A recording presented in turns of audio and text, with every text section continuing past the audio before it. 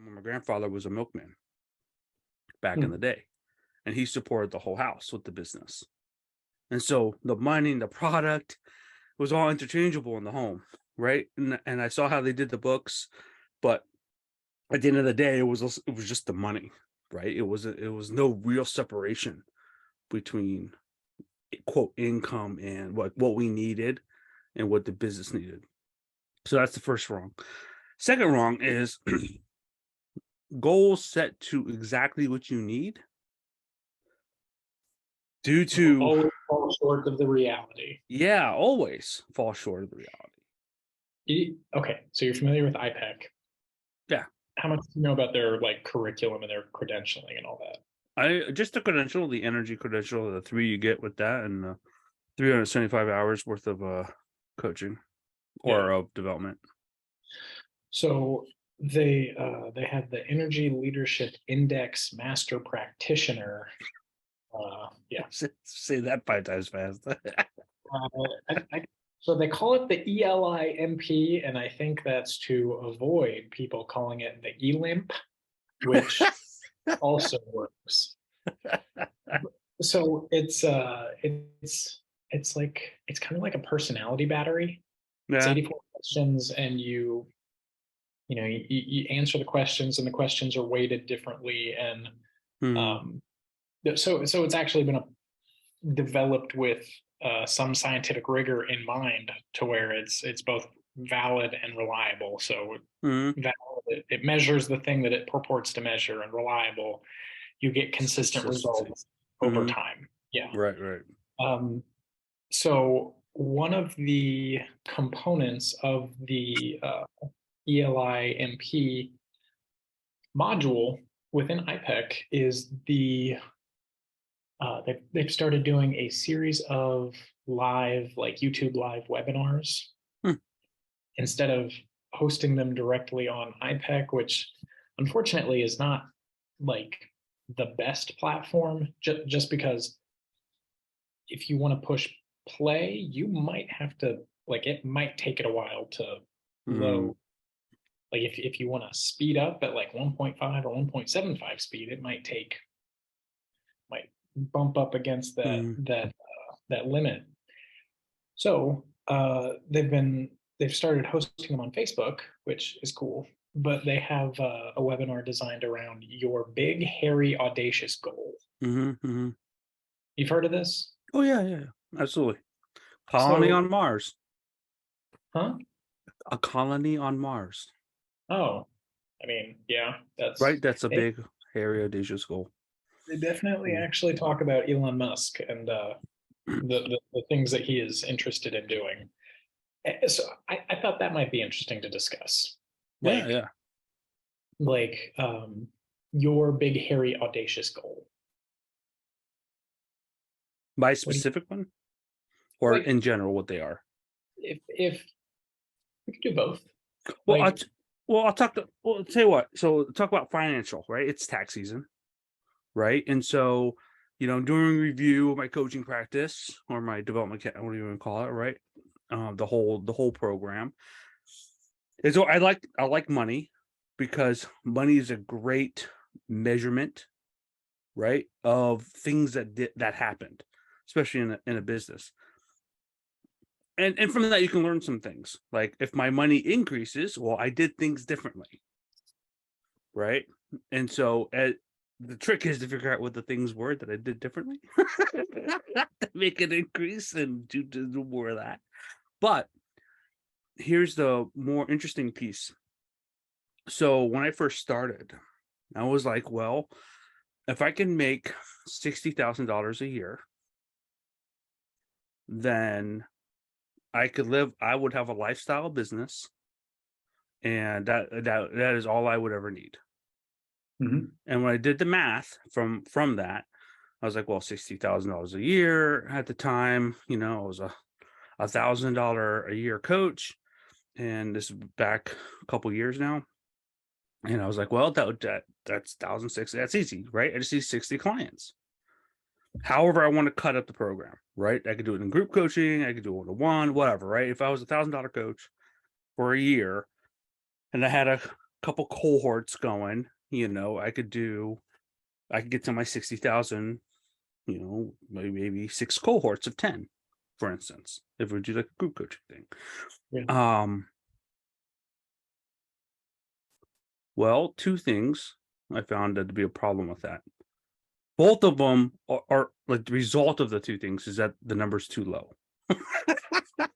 So it's too low for 2 reasons. One, if I did make 60,000, that still wouldn't be enough because it didn't take into account the amount of money it takes for the business to survive, not my income. And those are 2 separate things. So that's a little bit of business acumen, right? That there's a business money and then there's income money. And you gotta be different. And I was always confused about that because my entrepreneurship journey came from when my grandfather was a milkman back in the day, and he supported the whole house with the business. And so the money and the product was all interchangeable in the home, right? And I saw how they did the books, but at the end of the day, it was just the money, right? It was no real separation between quote income and what we needed and what the business needed. So that's the first wrong. Second wrong is goals set to exactly what you need due to Always fall short of the reality. always fall short of the reality, right? Because we never do.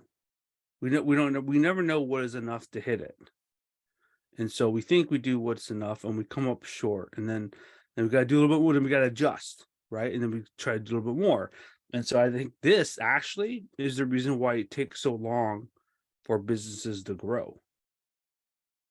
Because their goal, what they're setting their sights on, they think it's high, but really it's actually quite low. And they don't realize that for an entire year. They're like, oh shit. Did we set our goals too low? Did we, what happened here? And so I like the big audacious goal because both those reasons, like I add a 0. So whatever I think is too much, whatever that is, and I do this for my clients too, right? Whatever activity, goal, number, blah, blah, blah, blah, I don't care. Whatever it is that I feel or they feel that is like, man, that is like, whoo, that's the most I could ever do. I add a 0 to it. And that changes now what's possible. Because now you got to figure out new stuff. You can't use what you think you know today to get to where you got to go tomorrow because you got to develop. You got to be more than who you are today to hit those goals. So that's why I like the big audacious hairy goals. So I sort of when they introduced the concept within the curriculum, the first thing that became apparent to me was this was something that they were I don't want to say repackaging, but repackaging, like the gremlins, right? There's the gremlin in your coaches. That's one of the blocks. Gremlins, assumptions, interpreting beliefs, and limiting beliefs. Interpretations and limiting beliefs. So those are the Gales. First one is the gremlin. That's the little voice in the back of your head that tells you you're not good enough, or like it just, there's, I would do this, but I'm afraid to, so I'm not going to. Right? That's a gremlin. That's something inside of you that's keeping you safe from potential embarrassment, potential harm, like something. And before I jumped into IPEC, the coaches that I had my initial coaching experience with used the like they gave us a list of books, and one of those books was Taming Your Gremlin. So I'd already read that before I started IPEC, and I was like, oh, they just take this like 20-year-old book that's been updated in the past few years, and this is a component of their curriculum. So that was the first thought that I had. I was like, okay, so this is somebody else's idea. They've they're leveraging it to act as a component of this part of their curriculum. Cool. So they give you a worksheet. It's like, what do you want to accomplish within your coaching journey? Like as a coach, like what do you want your coaching business to look like? What would be a big hairy goal? So actually, I could probably find it because I did it not too long ago, and it was like honestly, it's a nice exercise. It's a nice visualization exercise that's really easy to use, and you can like I think it's possible to get quite a bit out of it. Um, Let me just find it.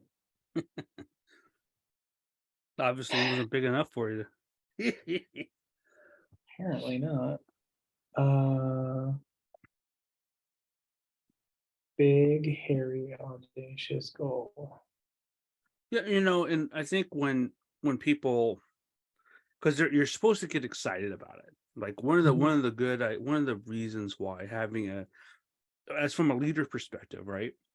You should have a vision for the future type of thing, and stronger, that not just stronger in clarity, that vision, but bigger that vision is, the more inspiring it is when you tell Yeah. the story of we are doing X for Y reason. It makes it begins it begins to create that sense of purpose, of that you're part of something bigger than yourself. And that's like one of the key components to intrinsic motivation, of finding purpose of the business, right? Not of yourself, but then what happens is that people align their own purpose to the purpose of the business, and that's where the magic happens. Yeah. Okay, so I found the worksheet, and it looks like I did not You save. skimped. No, not at all. Like I No, I filled did it it. out. Didn't So save. they've got uh, so they want you to like brain dump all your ideas, your thoughts, your feelings, connected with the vision of your business, and like uh, coaching clients, like outdoor retreats, group coaching, trips to Maui, or whatever thoughts you have, whatever dreams you have about it, and then you pick 3 goals from that brain dump that feel like okay, like that would be ridiculous. So let's do group coaching sessions in Maui. That's one. Let's thriving coaching business making 6 figures a year. That's two. And then whatever the third one is. Um, Successfully employing five coaches beneath me in my coaching practice. So then you write about how the goals that you've identified sort of get you out of your comfort zone, get you out of your out of what you think is possible to accomplish in your life, and then you focus in on one, and then you identify whatever that one is. So like let's say it's the 5 people beneath you, and you're running a successful coaching practice with they all have a full set of clientele, and you pick your clientele as you like.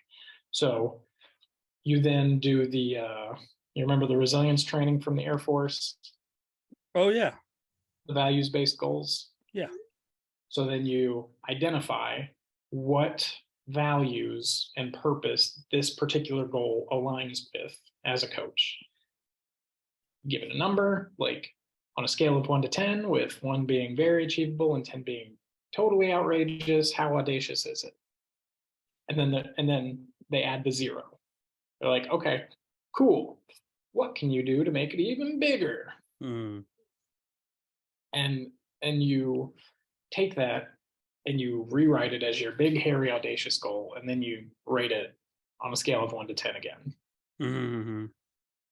And then you identify to what degree you believe you can achieve it, and then you think about the blocks that are coming up, the gales, and then you sort of do this introspection pivot where you you think about like, okay, what strengths do I have that would help me achieve this goal? And what's the first step that I can take in accomplishing it? And boom, that's the worksheet. Like, okay, we're gonna walk you right up to the edge. Take a little step. Yeah, well, I mean, in essence, I mean, what you just did was also just the coaching methodology. Mm. It's really like a self-coaching directional worksheet around a particular topic line. So that's good. I mean, that's really good because you have to draw upon yourself to figure that stuff out.